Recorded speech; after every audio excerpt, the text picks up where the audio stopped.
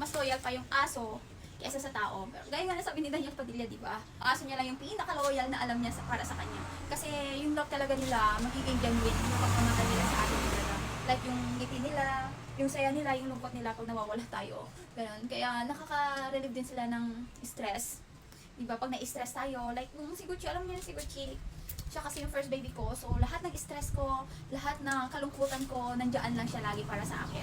So, kaya sobrang nasasaktan ako kung bakit ako umiyak ng sobra-sobra. Kasi, alam mo yun, kung bakit din ako nag-video, kasi gusto ko lagi akong nag-video actually, kahit hindi ko pinapost dito sa YT. Lagi akong nag-video ng mga sa kanila. Gusto ko lang magkaroon ng memories mga last days niya.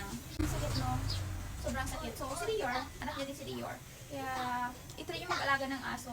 Ang hirap lang, sobrang saya pag dumating sila, like, sobrang saya as in walang kapantay na saya. Pero pag nawala talaga sila sa atin, yun naman yung lungkot na mararamdaman.